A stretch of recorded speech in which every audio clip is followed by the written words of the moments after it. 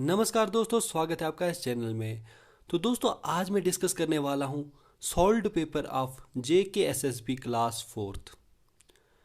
तो दोस्तों, इस वीडियो में मैं आपको फुली सॉल्व पेपर बताऊंगा क्लास फोर्थ का। तो आप सब लोग जो हैं एक कॉपी और एक पेन पकड़ लीजिए, क्योंकि ये जो है थोड़ा लंबा जाने वाला है कारवां, क्योंकि ये 100 क्वेश्चंस हमें सॉल्व करने हैं। तो इसलिए जो है आप लोग एक कॉपी और पेन पकड़ लीजिए, और जैसे जैसे मैं क्वेश्चंस कराते जाता हूँ तो उन सब का आंसर आप कॉपी में लिखते जाइए और कंपेयर कीजिए कि कितने क्वेश्चंस आपके सही हो रहे हैं। तो दोस्तों, इस वीडियो को शुरू करने से पहले आप सब लोग जो है, अगर आपने ये चैनल सब्सक्राइब नहीं किया तो इस चैनल को सब्सक्राइब कर दें। ओके, तो चलिए शुरू करते हैं। तो class fourth solved question paper जो है, इसमें जैसे कि आपको पता है कि क्लास फोर्थ का पेपर जो है 100 मार्क्स का होगा, और इसका टाइम पीरियड जो है 2 घंटे के लिए रहेगा।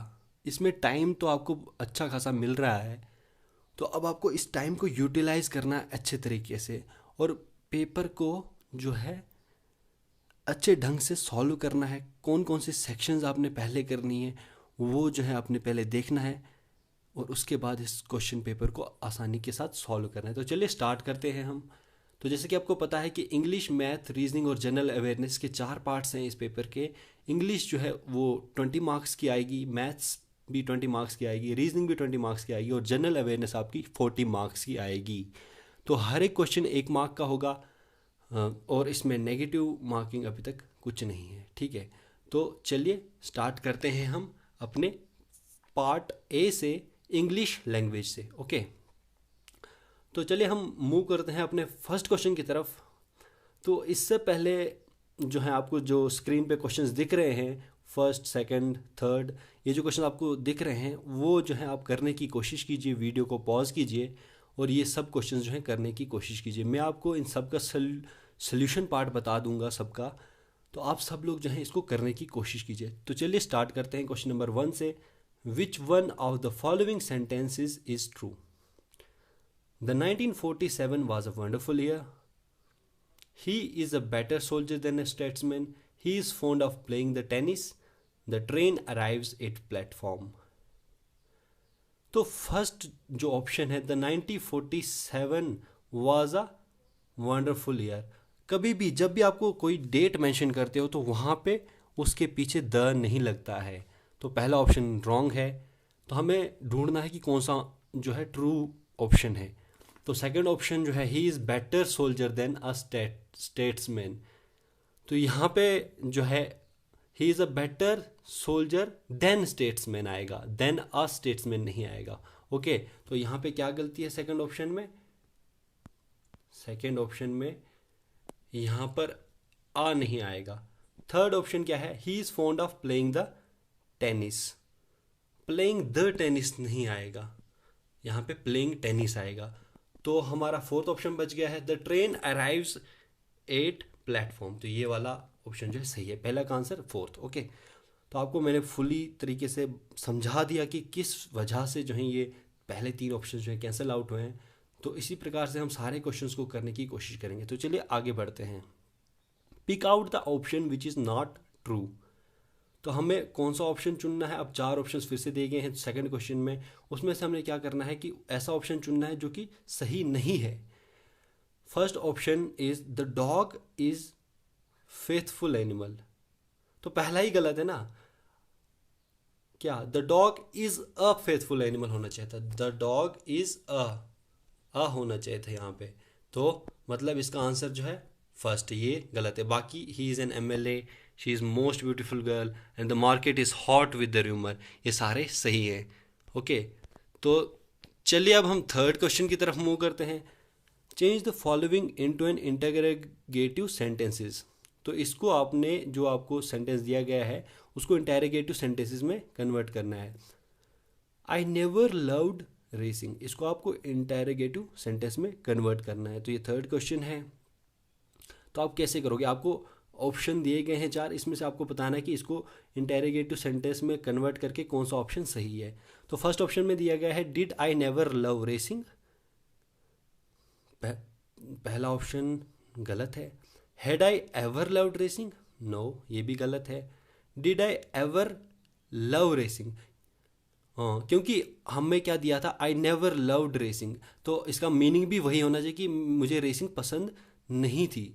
तो did I ever love racing मतलब कि कभी भी मैंने रेसिंग को लव किया या नहीं, कभी भी नहीं किया। तो इसका मतलब थर्ड ऑप्शन जो है इसका करेक्ट है। तीसरे का 3। ओके, चलिए आगे मूव करते हैं हम। Question number 4, those shoes are too small for you, use big. तो आपने इस क्वेश्चन में क्या करना है, जो ये सेंटेंस दिया गया है इसमें आपने बिग का इस्तेमाल करना है। तो ठीक है, तो इसमें आपको 4 ऑप्शन दिए गए हैं, इसमें से आपको बताना है कौन सा ऑप्शन जो है उसमें बिग का इस्तेमाल सही हुआ है। ठीक है, तो पहले ऑप्शन में क्या दिया हुआ है, those shoes are not big for you.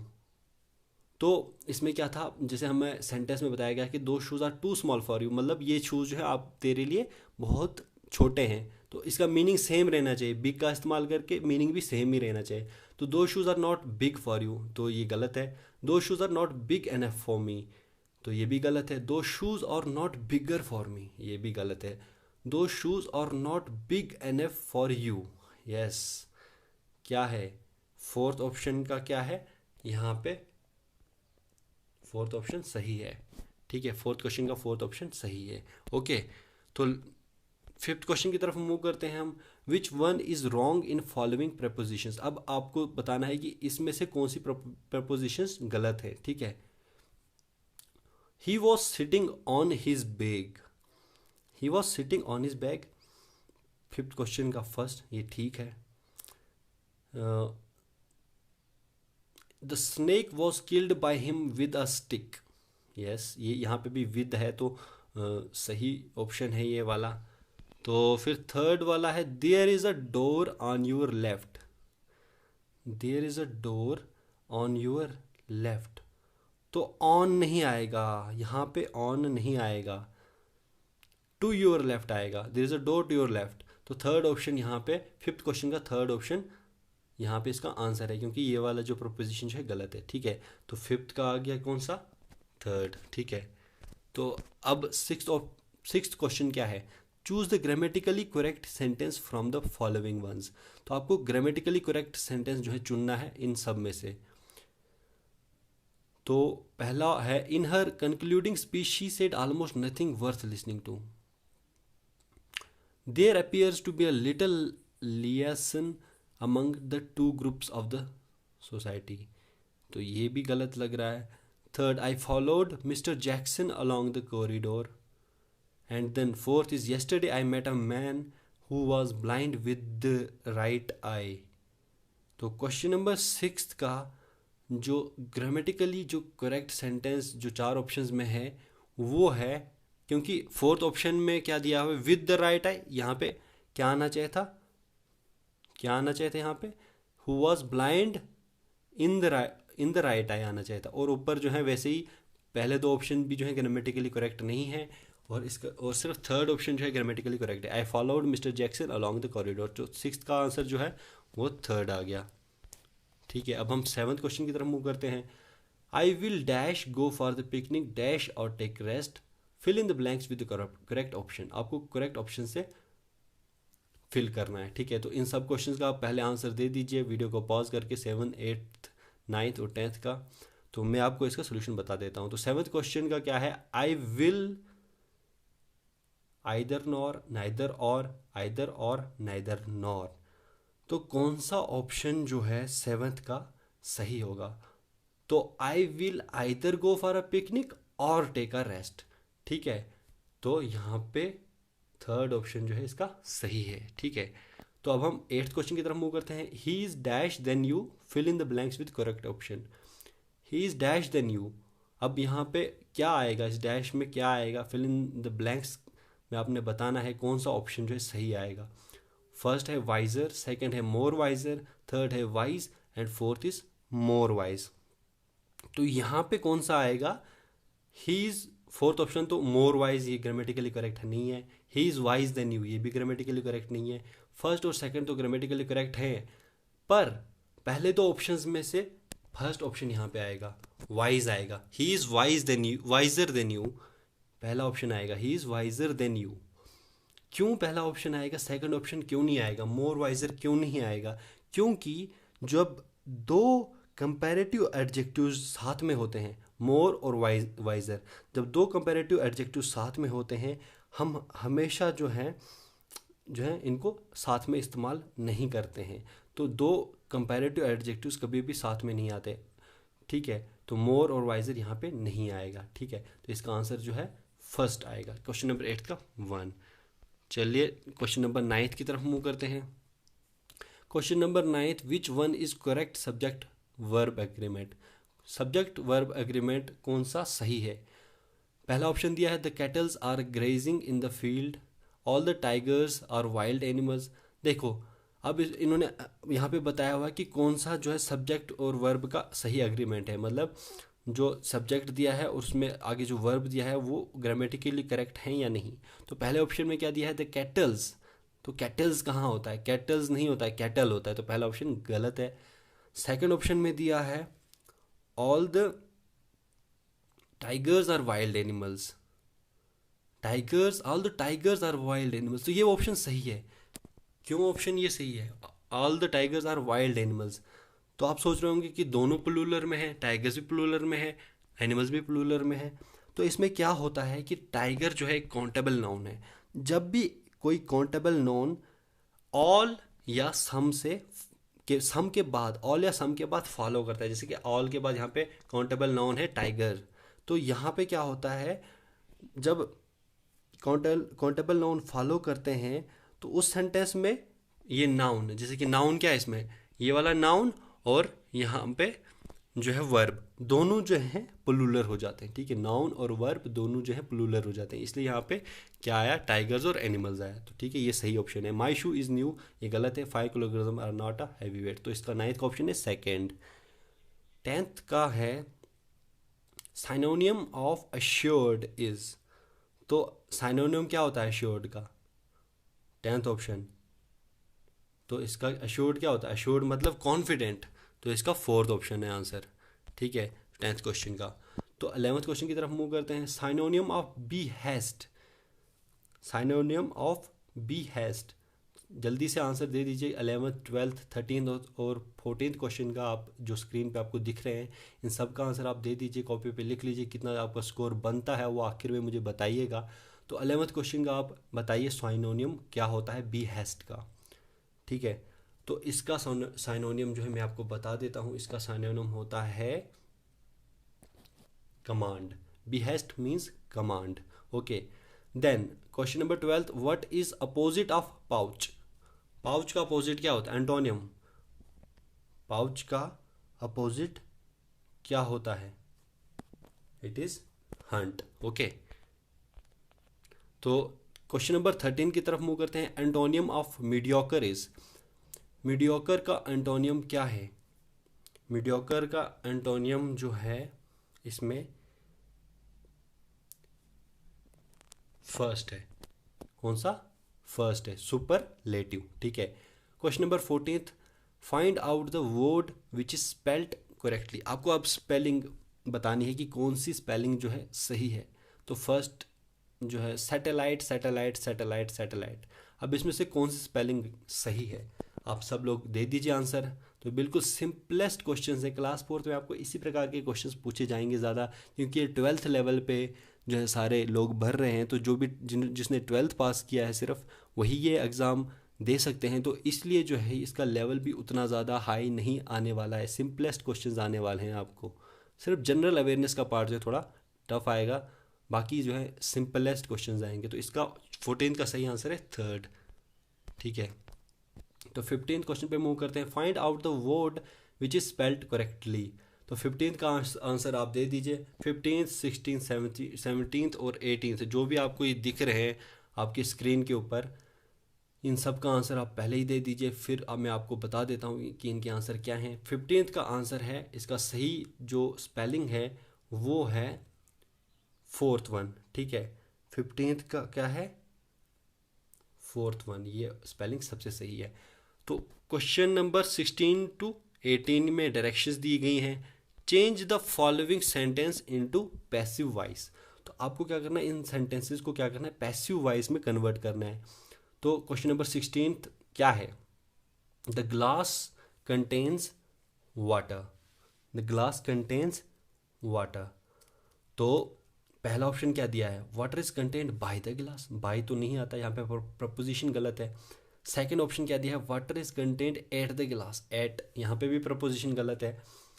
तो थर्ड में दिया है water is contained in the glass, in the glass आएगा। तो यहाँ पे ऑप्शन जो है क्वेश्चन नंबर 16 का क्या है, थर्ड ऑप्शन सही है। तो फोर्थ भी ऑप्शन यहाँ पे दिया हुआ था, water is contained with in, with in नहीं आएगा। तो क्वेश्चन नंबर 17 की तरफ मूव करेंगे, do not play music in metro. तो इसका आपने पैसिव वॉइस में कन्वर्ट करना है, ठीक है। तो इसका क्या आएगा, तो 17th क्वेश्चन का पहला ऑप्शन दिया है music in metro is not played, नहीं, ये तो सही ऑप्शन नहीं है। Music in metro not to be played, यह भी नहीं है। Playing music in metro is prohibited, 17 का थर्ड ऑप्शन, ये भी गलत है। Then you are requested now to play music in metro, अब क्या है, 17th जो स्टेटमेंट दिया गया था do not play music in metro, वही जो है उसका मतलब ये है फोर्थ ऑप्शन में यू आर रिक्वेस्टेड, यहाँ पे हम रिक्वेस्ट कर रहे हैं कि जो है मेट्रो में आप म्यूज़िक नहीं चलाएंगे, ठीक है, ओके। तो क्वेश्चन नंबर 18 जो है what is wanted bye you, यहाँ पे इसको भी आपने पैसिव वॉइस में कन्वर्ट करना है। तो क्वेश्चन नंबर 18 का आंसर जो है थर्ड ऑप्शन है, what do you want, what is wanted bye you का पैसिव वॉइस में what do you want, okay. तो ये सिंपल आंसर है यहाँ पे इसका, क्या, थर्ड ऑप्शन, ठीक है, what do you want, okay. तो चलिए क्वेश्चन नंबर 19 की तरफ मूव करते हैं, change the noun patriot into adjective. अब आपको नाउन पेट्रोइट को एडजेक्टिव में कन्वर्ट करना है, वैसे ही 20th क्वेश्चन में आपको एडजेक्टिव एबल को वर्ब में कन्वर्ट करना है। अब ये लास्ट दो क्वेश्चंस हैं आपके इंग्लिश सेक्शन के, तो इन दोनों क्वेश्चन को भी कर लीजिए। पेट्रोइट का नाउन, जो पेट्रोइट जो नाउन है उसका एडजेक्टिव क्या आएगा, उसका एडजेक्टिव आएगा पैट्रियोटिक, क्या आएगा, patriotic, second option. Question number 20th में क्या आएगा, एबल का वर्ब क्या आएगा, क्या ये एबलेस्ट होगा, क्या एबिलिटी होगी, क्या एनेबल होगा, क्या एबलर होगा। तो इसका सही ऑप्शन जो है वो है थर्ड ऑप्शन, एनेबल। तो सिंपल क्वेश्चन है, इनको आसानी के साथ आपने कर लेना है। तो ये जो है इसी के साथ हमारा इंग्लिश सेक्शन कंप्लीट हो गया। तो अगर आपको यहाँ तक कुछ डाउट हो तो मुझे कमेंट में बता देना, और इस वीडियो को प्लीज़ लाइक कर दो और चैनल को सब्सक्राइब कर दो, ठीक है। तो चलिए अब हम मूव करते हैं अपनी नेक्स्ट सेक्शन की तरफ। हमने 20 क्वेश्चन जो है सॉल्व कर लिए, हमने 100 क्वेश्चन सॉल्व करने हैं। तो अपने नेक्स्ट पार्ट की तरफ हम मूव करते हैं, पार्ट बी, क्वांटिटेटिव एप्टीट्यूड यानी कि मैथमेटिक्स की तरफ, ठीक है। तो क्वेश्चन नंबर 21 में क्या दिया हुआ है, क्वेश्चन नंबर 21 में आपको दिया हुआ है आपकी स्क्रीन पे 2.34 into 44 plus 5.76 multiply by 33 equal to question mark. तो सिंपल क्वेश्चन है, इसे सीधे आपको सिंप्लीफिकेशन का सिंपल ये क्वेश्चन है, तो आपको सॉल्व करना है। तो इसका एक तरीका मैं बताता हूँ आपको, ऐसे भी आप सॉल्व कर सकते हो, पर इसका एक और तरीका है कि यहाँ पे आप जैसे देख रहे हैं कि यहाँ पे 44 है, यहाँ पे 33 है, तो ये जो दोनों जो है 11 इंटू 4 हो जाएगा, और यहाँ पे 33 जो है 11 इंटू 3 हो जाएगा। तो ये दोनों जो है 11 के टेबल में आते हैं, मतलब ये पूरा जो है जब ये 11 से मल्टीप्लाई हो रहा है तो मतलब ये पूरा ही जो है ये 11 से मल्टीप्लाई हो रहा होगा, क्या ये पूरा जो है ये वाला जो पूरा क्वेश्चन नंबर 21 दिया गया है ये पूरा 11 से डिविजिबल है। तो जब 11 से डिविजिबल है तो हम सीधे आंसर्स में सीधे डिविजिबिलिटी रूल से के थ्रू जो है आंसर चेक कर सकते हैं।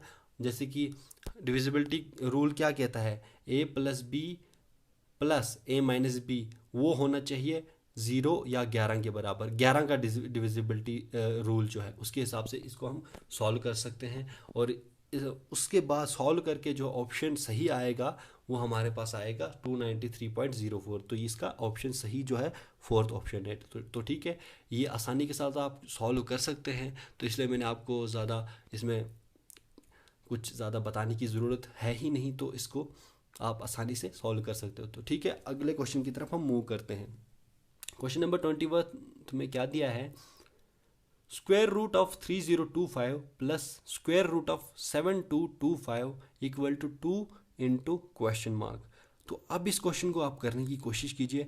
अब आपको यहाँ पे सबसे मेन दिक्कत आने वाली है, जो अब क्लास फोर्थ के जो 12th के स्टूडेंट्स हैं जिनको ज़्यादा कोई एक्सपीरियंस नहीं है, तो यहाँ पे जो है 3025 और 7225 आपको क्या करना है, आपने स्क्वायर रूट निकालने का मेथड आपने सीख लेना है। ठीक है, स्क्वायर रूट निकालने का मेथड आपने सीख लेना है। तो जैसे कि आपको पता है कि जब 30 और 25 है इसके अंदर, तो 25 का क्या होता है स्क्वायर रूट 5।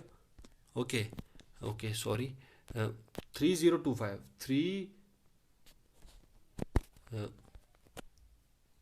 3025 है। ठीक है, तो 25 का क्या होता है, 25 का होता है 5, और 30 को हमने कैसे दो पार्ट्स में हमने तोड़ देना है, 6 इंटू 5 में, 6 इंटू 5 आता है 30, और स्मॉलर जो है हमने ले लेना है, और 5 और 5 कितना बन जाता है 55। तो इसका स्क्वायर रूट आ गया 55। ऐसे ही हमने 7225 का स्क्वायर रूट भी निकाल लेना है। 5 इंटू 5 यहाँ पे भी ऐसे ही आ जाएगा 7225। यहाँ पे हमने 25 का क्या लेना है, 25 का स्क्वायर रूट क्या होता है 5, और 72 क्या है, दो कंसेक्यूटिव नंबर्स में होना चाहिए इसका मल्टीप्लिकेशन, यानी कि 9 इंटू 8, और उसके बाद हमने स्मॉलर नंबर लेना है। तो स्मॉलर नंबर फर्स्ट डिजिट पे, सेकंड डिजिट पे, और ये जो है फर्स्ट डिजिट पे, यानी कि इसका आ गया 85। ओके, तो क्वेश्चन नंबर 21 में 3025 का स्क्वायर रूट आ गया 55। हम प्लस करेंगे 7225 के स्क्वायर रूट से, यानी कि 85 से, 85 प्लस 55 आ जाता है 140 के बराबर, और 140 डिवाइडेड बाई 2 आ जाता है किसके बराबर, 70 के बराबर, यानी कि थर्ड ऑप्शन। ठीक है, इस तरीके से आपने इसको सॉल्व कर लेना है। तो अब क्वेश्चन नंबर 22 की तरफ हम मूव करते हैं। A/B is equal to 5/3 and B/C is equal to 6/C, then find out A/B/C। तो ये सिंपल क्वेश्चन है। जब आपको A/B दिया हुआ है, आपको A/B दिया हुआ है 5 और 3, वैसे ही आपको यहाँ पे B/C रेशियो दिया है 6:7। ठीक है, आपको निकालना है A/B/C।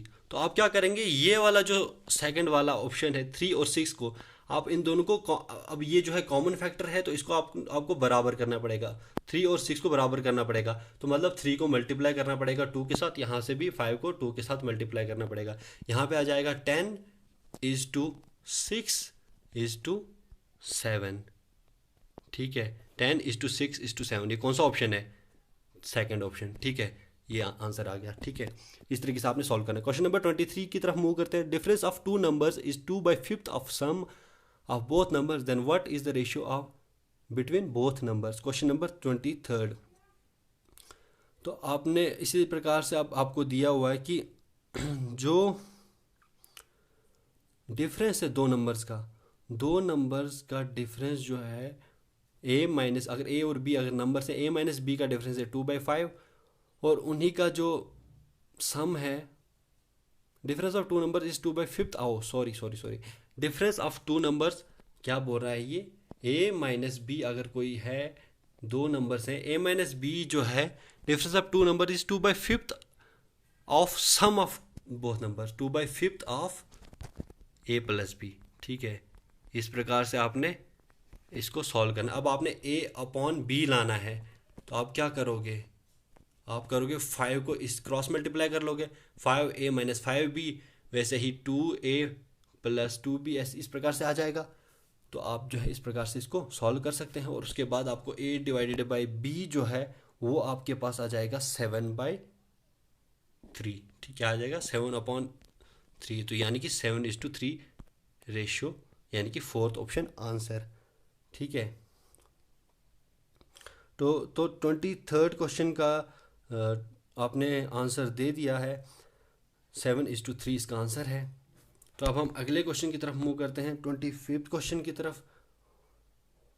1 year ago the ratio of honey and Piyush ages was 2:3 respectively. क्या था, एक साल पहले जो है हनी और पीयूष की एज का जो रेशियो था वो था 2:3, और after 5 years from now this ratio becomes 4.5। How old is Piyush no. अब क्या बता रहा है कि एक साल पहले, फॉर एग्जांपल अगर आज 2020 है तो 2019 में इन 2019 में इन दोनों का रेशियो क्या था, पीयूष और हनी, इन दोनों का रेशियो जो था 2019 में था इनका 2:3। ठीक है, और आफ्टर 5 years फ्रॉम नाउ, अभी से 5 साल, 2020 से 5 साल आगे यानी कि 2025 में इनका रेशियो क्या हो गया, 4:5। अब इन दोनों का डिफरेंस कितना है, 19 से 25 यानी कि 6 यूनिट। अब यहाँ से बराबर ये इंक्रीज हो रहा है 2 से, मतलब 2 यूनिट का इंक्रीज हो रहा है 3 से 5 तक और 2 से 4 तक, यानी कि जो 2 यूनिट है, 2 यूनिट जो है 6 के बराबर है। ठीक है, तो 1 यूनिट 3 के बराबर होगा।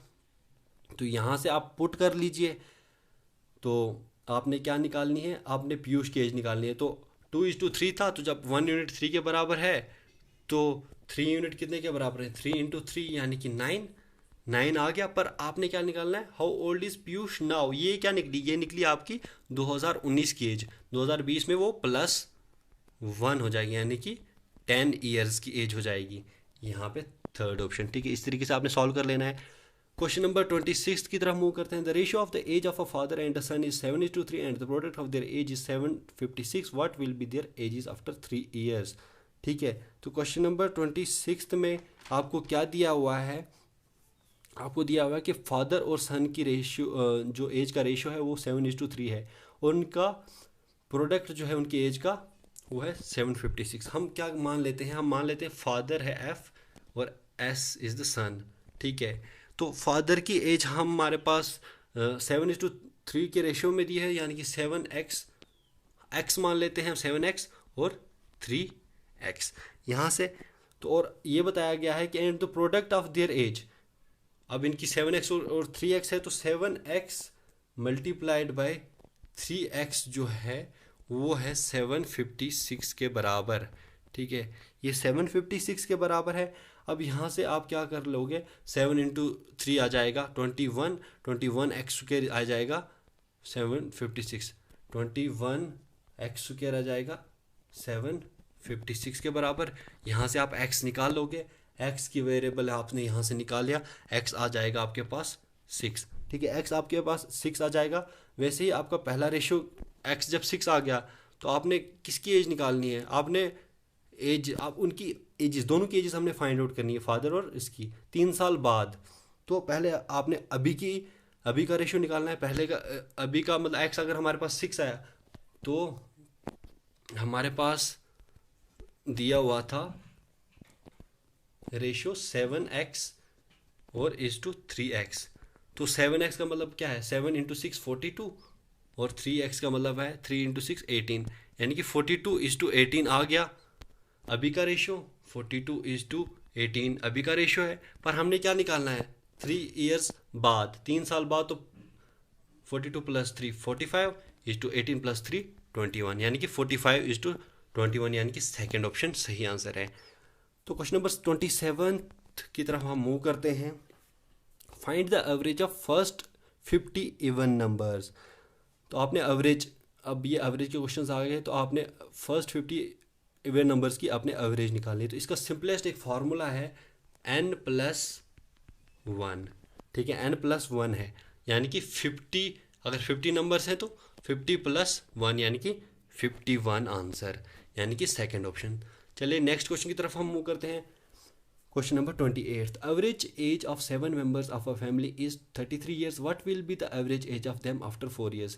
तो क्वेश्चन नंबर 28 में क्या दिया है कि अगर एवरेज एज है 7 मेंबर्स की 33 years है, तो what will be their age, 4 साल बाद कितनी होगी उनकी एज। तो जब एवरेज एज 33 years है सबकी, तो 4 साल बाद जो है 4 साल बढ़ जाएगी सबकी, तो यानी कि 37 years, यानी कि थर्ड ऑप्शन 28 का सही है। 29th का जो है, व्हाट % ऑफ 5 kg इज 25 ग्राम। ठीक है, तो कितने परसेंट जो है 5 किलोग्राम का 25 ग्राम होता है। तो आपको पता है कि परसेंटेज निकालनी तो इजी है। तो 25 को आपने किस में कन्वर्ट करना है, परसेंट में कन्वर्ट करना है। कितना परसेंट जो है 5 किलोग्राम का होगा इज 25 ग्राम, ठीक है। तो 25/5 इंटू 1000 हो जाएगा, क्योंकि हमने ग्राम्स में कन्वर्ट करना है। 1000 मल्टीप्लाइड बाय 100, और जो आएगा वो आंसर। 2 0 यहाँ से कैंसिल, 2 0 यहाँ से कैंसिल, 5 5 ज़र 25, और यहाँ पे 5/10 है, मतलब पॉइंट, मतलब क्या आ गया, 5/10 आया तो मतलब 0.5 आया, मतलब 0.5, यानी फोर्थ ऑप्शन हमारा सही आंसर है, ठीक है। इस तरीके से हम क्वेश्चन नंबर 30 पे चले जाते हैं। A student has to score 30% marks to get through. If he get 30 marks and fails by 30 marks, the maximum marks for the examination are. अब आपको बताना है कि अगर स्टूडेंट जो है 30% स्कोर करता है मार्क्स को ताकि वो पास हो जाए, पर इफ़ ही गेट्स 30 मार्क्स, अगर उसके पास 30 मार्क्स आए और एंड फेल्स बाय 30 मार्क्स, और वो 30 मार्क्स से फेल हो गया, the maximum marks for the examination are. तो मैक्सिमम मार्क्स कितने, अगर 30% आपको लाने थे पास होने के लिए, पर उसको 30 मार्क्स आते हैं, 30% लाने थे पर 30 मार्क्स आते हैं, 30 मार्क्स आते हैं और वो 30 मार्क्स से फेल हो जाता है, तो आपने ये बताना है कि मैक्सिमम मार्क्स उस एग्जामिनेशन के लिए कितने होंगे। तो ये सिंपलेस्ट क्वेश्चन है। इसमें जो है आपने एक्स जो है, यानी कि आपको पता नहीं ना है कि कितना है, आपने एक्स जो है, आपको पता है एक्स क्या, एक्स इसके जो है मैक्सिमम मार्क्स है, मैक्सिमम मार्क्स हमने रख लिए 30, मैक्सिमम आपको पता है इसके कितने आए थे, 30 मार्क्स आए थे इसके। और आपको पता है कि if he gets 30 marks and fails by, अगर जो है इसके 30 मार्क्स आए और फेल हुआ 30 मार्क्स से, अब ये जो एक्स है ना, ये एक्स है परसेंटेज का, ये ए जो है यहाँ पर ये इसके इतने मार्क्स आए और ये इतने मार्क्स से फेल हुआ, तो ये जो है इसका फॉर्मूला है A plus B upon X into 100। A plus B upon X यानी कि 30 प्लस 30 अपॉन 30, यानी कि 60/30 इंटू 100 हो जाएगा 60/30 इंटू 100। तो ये आपको पता ही है, ये कैंसिल हो जाएगा, तो यहाँ से आ जाएगा आंसर 200, ठीक है। तो 200 इसका आंसर है, यानी कि सेकंड ऑप्शन, ठीक है। क्वेश्चन नंबर 31 की तरफ मूव करते हैं। 5 men complete a piece of work in 24 years, sorry 5 men complete a piece of work in 24 days. 5 लोग जो हैं एक काम को कर रहे हैं 24 डेज में। In how many days will 12 men complete the same piece of work. अब अगर 5 लोग जो हैं 24 डेज में एक काम को कंप्लीट कर रहे हैं, तो कितने दिनों में 12 लोग जो हैं काम को कंप्लीट करेंगे। तो सिंपल इसमें क्या लगाना है आपको, अगर 5 लोग जो हैं 24 डेज में आपका काम कर रहे हैं, अगर 5 लोग जो हैं 24 डेज में काम ख़त्म कर रहे हैं, तो एक बंदा जो है कितने दिनों में करेगा, यानी कि वो 24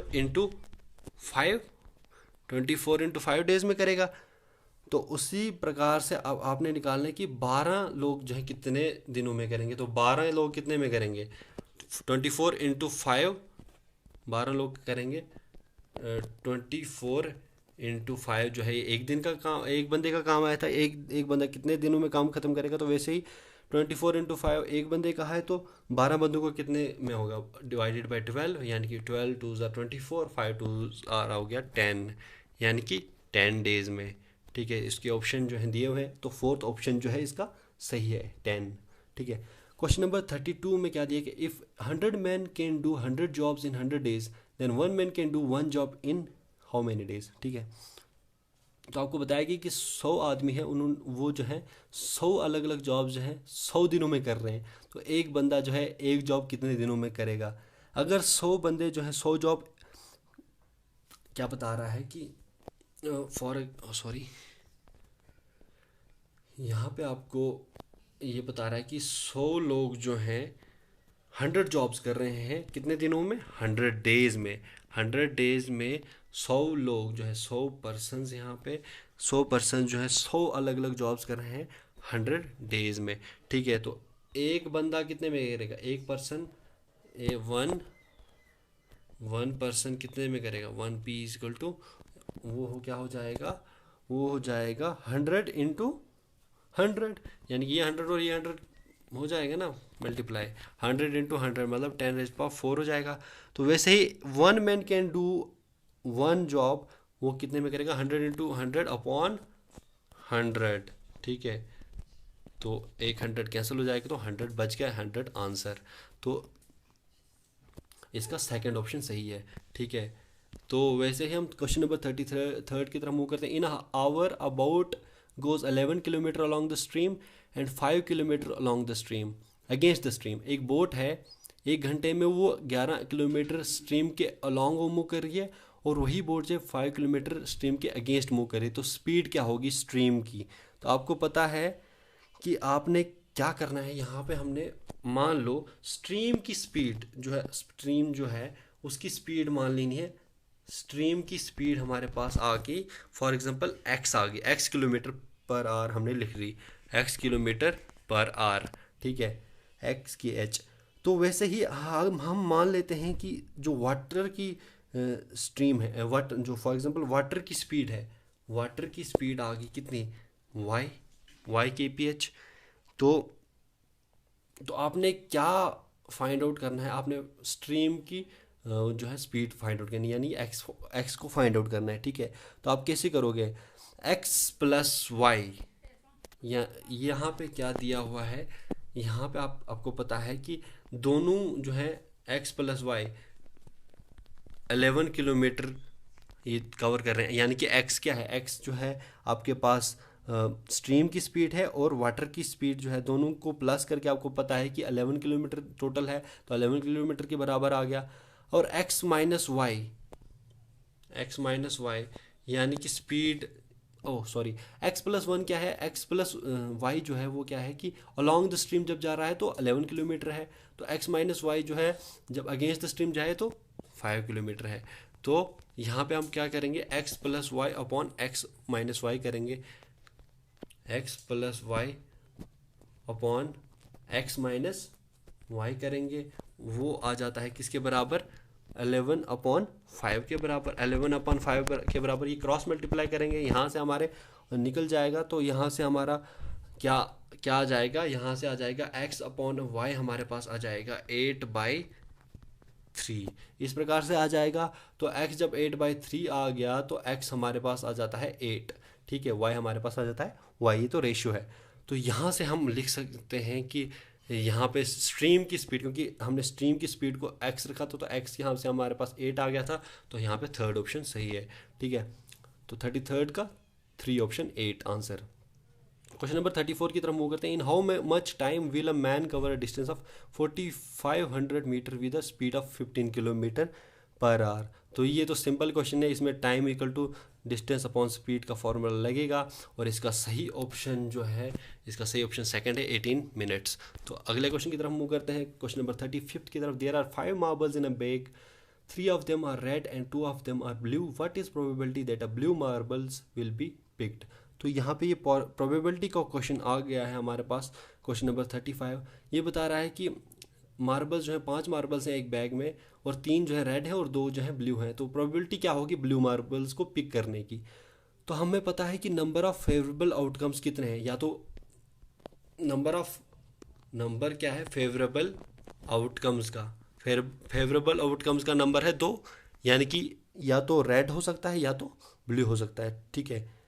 मतलब हमें तो ब्लू निकालना है ना, ओके। तो नंबर ऑफ फेवरेबल क्या है, 2 हो सकता है ना, फेवरेबल आउटकम्स की 2 निकल सकते हैं एक साथ, क्योंकि 2 हैं तो दोनों निकल सकते हैं ना, कि हम आपको बताना है कि कितने ब्लू मार्बल्स निकलेंगे। तो ये तो फेवरेबली बनता है कि ये दोनों निकल सकते हैं, तो 2 हमने रख दिया। तो टोटल नंबर ऑफ आउटकम्स कितने हैं, टोटल आउटकम्स कितने हैं, टोटल आउटकम्स हैं हमारे पास 5, क्योंकि मार्बल्स कितने हैं 5 है, तो टोटल आउटकम्स 5 हैं। तो इसी प्रकार से हमारी प्रोबेबिलिटी क्या आएगी, प्रोबेबिलिटी आ जाएगी 2/5, 2/5। सिंपल क्वेश्चन, प्रोबेबिलिटी आ जाएगी 2/5। 2/5 का मतलब क्या होता है 0.4, यानी कि थर्ड ऑप्शन, ठीक है। क्वेश्चन नंबर 36 की तरफ हम मूव करते हैं। A total of 5 cards are chosen at random from a standard deck of 52 playing cards, what is the probability of choosing 5 aces. अब ये बता रहा है कि 5 कार्ड्स हैं जो कि चूज़ किए गए हैं randomly from a standard deck, एक स्टैंडर्ड जो ताश है 52 प्लेइंग कार्ड्स का, तो उसमें जो है प्रोबेबिलिटी क्या होगी 5 एसीज की। 5 एसीज तो होते ही नहीं है, 4 ही होते हैं, हर एक इनके इक्का दुक्का कुछ भी हो 4 ही होते हैं उसके। तो इसका क्या है, इसका मतलब ये कि ज़ीरो है इसका आंसर, ज़ीरो अपॉन आ जाएगा, ज़ीरो अपॉन जो भी 52 एसीज हैं उसमें से आ जाएगा, तो 0.52 ज़ीरो आ जाएगा। तो इसका आंसर ये है। तो अब आपको 37 क्वेश्चन की तरफ हम मूव करते हैं। एलसीएम ऑफ 5 1 25 25 एंड 6 25 इज़, ये सिंपलेस्ट क्वेश्चन है, एलसीएम निकालना है। तो एलसीएम आपको आता है निकालना, तो इसका मैं आंसर बता देता हूँ कि इसका आंसर जो है इसका है थर्ड ऑप्शन, ये 5 5 5 5 5 रेज्ड पावर 4, ठीक है, ये इसका ऑप्शन सही है। क्वेश्चन नंबर 38 की तरफ मूव करते हैं। H C F of 867 and 225, ये भी आपका बिल्कुल आसान क्वेश्चन है। H C F highest common factor आपने निकाल लेना है, और इसका एच सी एफ जो है फर्स्ट ऑप्शन यानी कि थर्ड आता है। क्वेश्चन नंबर 39 का जो स्टेटमेंट है, if the length of hypotenuse of a right angle triangle is 5 centimeter and its area is 6 square centimeter, then the length of the remaining sides are, आपके पास एक length दी है, hypotenuse की length दी है, right angle triangle है, 5 centimetre दी है, और उसका area जो है 6 स्क्वायर सेंटीमीटर दिया है, तो लेंथ क्या होगी रिमेनिंग साइड्स की। तो ये सिंपल क्वेश्चन है। 39th क्वेश्चन में आपने कौन सा फार्मूला लगाना है, हाइपोटेन्यूज का square is equal to base का स्क्वायर प्लस परपेंडिकुलर का स्क्वायर। तो यहाँ से आपने निकाल लेना है। हाइपोटेन्यूज आपको दिया है 6 का स्क्वायर, 6 इंटू आपको हाइपोटेन्यूज कितना दिया है 5, सॉरी हाइपोटेन्यूज दिया है 5, तो 5 रेज पावर 2 तो 25 आ जाएगा।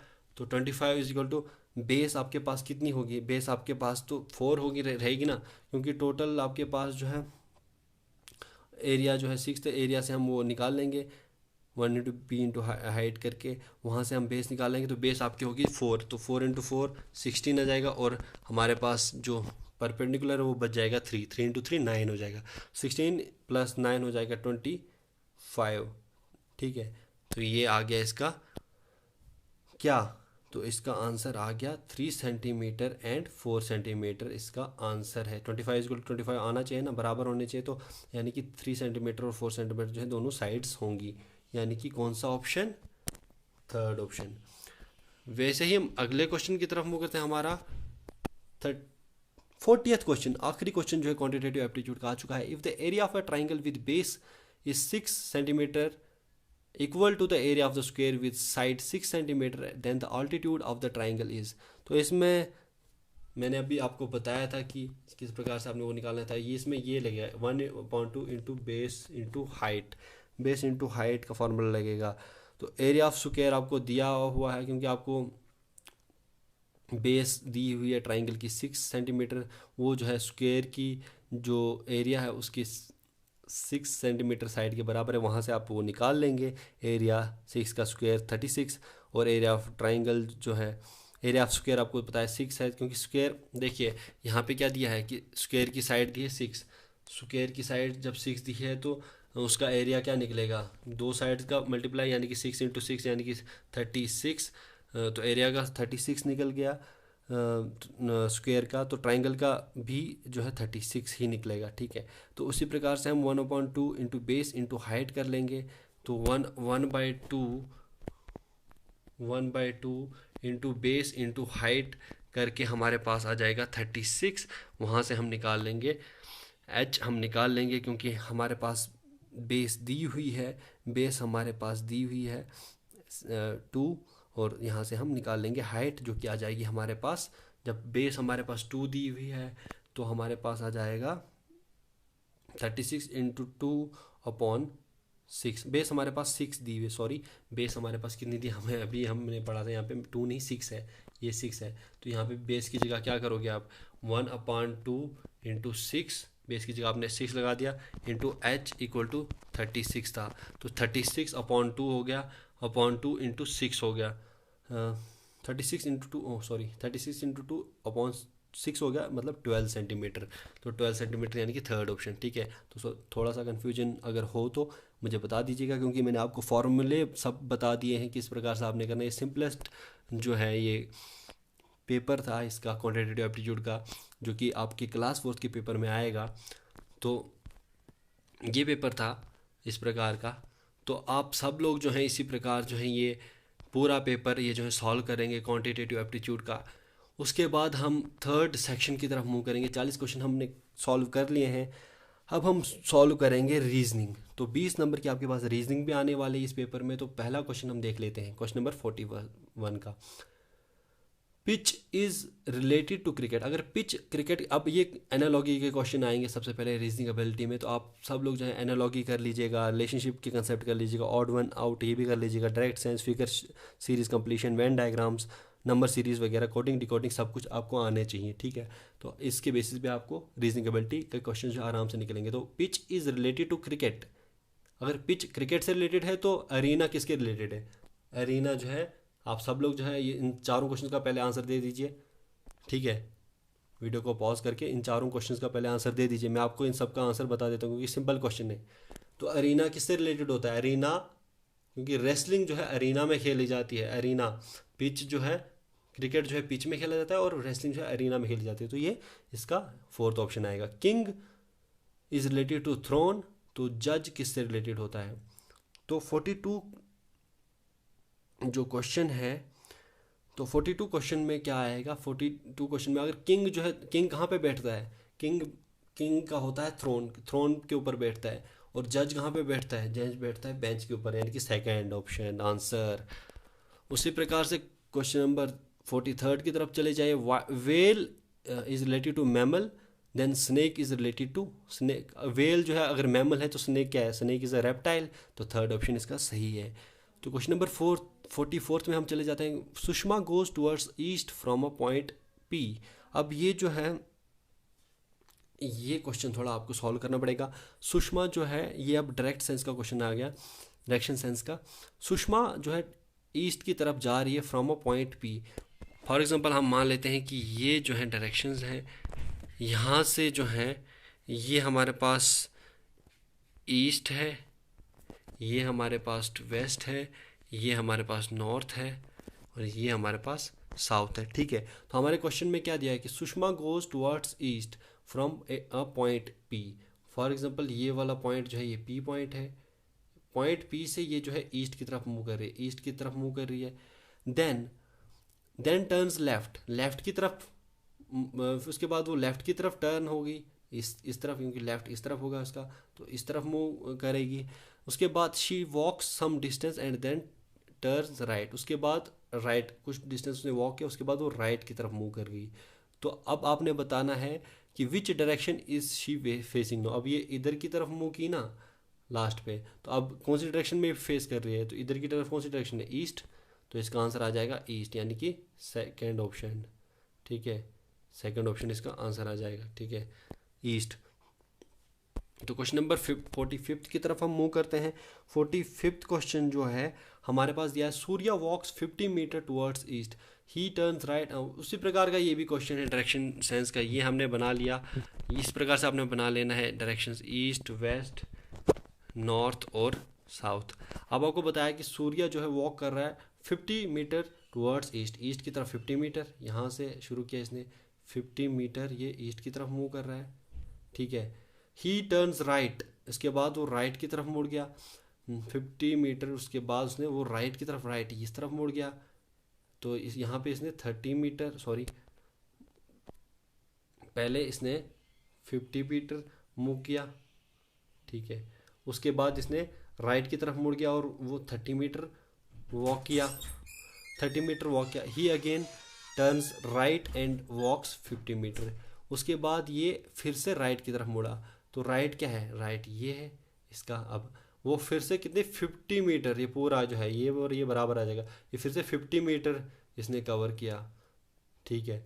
Further he moves 20 metre after turning right, और राइट यहाँ से फिर से राइट की तरफ, राइट की तरफ मूव किया, यहाँ पे कितने मीटर? 20 मीटर, ठीक है। तो अब आपने बताना है कि ये कि ओरिजिनल पोजीशन जो थी, ये वाली पोजीशन जो ओरिजिनल थी, इस पोजीशन से कितना दूर है। तो अगर ये वाला जो है पूरा जो है 30 मीटर है, तो 20 तो इसने कवर कर लिया, तो बचा कितना? 10। तो बचा कितना? 10 मीटर। तो इसका आंसर कितना है? 10 मीटर, फर्स्ट ऑप्शन, ठीक है। इस तरीके से आपने क्वेश्चन को सॉल्व कर लेना है।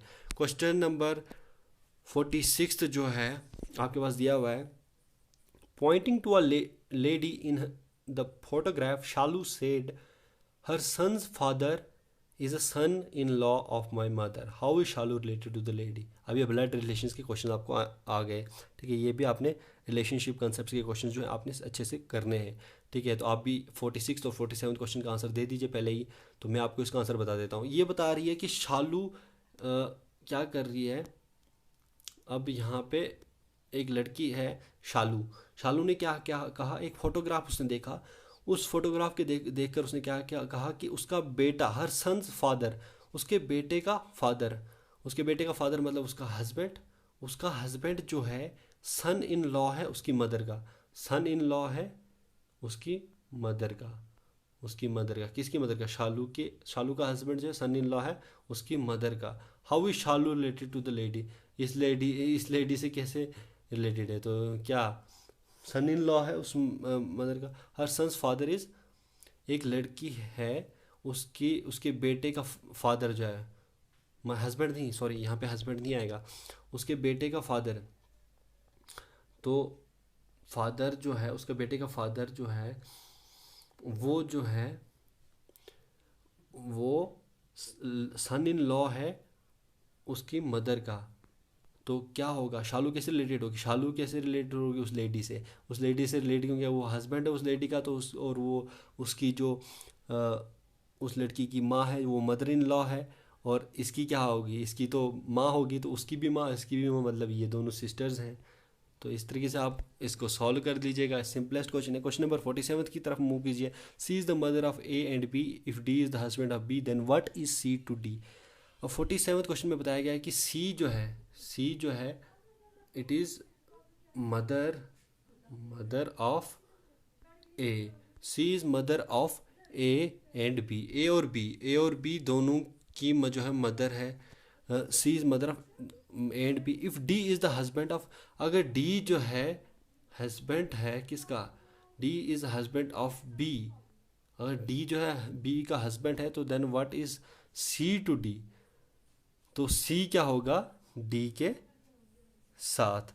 तो इसका ऑप्शन जो है बिल्कुल सिंपलेस्ट ऑप्शन जो है इसका आएगा, ये आएगा, क्योंकि ए और बी की जो है मदर कौन है, दोनों की मदर सी है, और बी का जो है हस्बैंड जो है डी है, तो जब बी का हस्बैंड डी है तो ये सी क्या होगी, मदर इन लॉ, क्योंकि ये इनकी मदर है बी की, ए और बी की, और बी इसका पति है डी का, डी इसका पति है बी का, तो ये जो है सी जो है डी की मदर इन लॉ होगी, यानी कि थर्ड ऑप्शन। सॉरी कुछ अगर ऑप्शंस में गलती हो तो थर्ड ऑप्शन इसका सही है, ठीक है 47 का। तो 48 क्वेश्चन की तरफ मूव करते हैं। 48 क्वेश्चन में आपको दिया हुआ है pick the odd one out from the following. अब आपको ऑड वन आउट जो है इसमें पिक आउट करने हैं।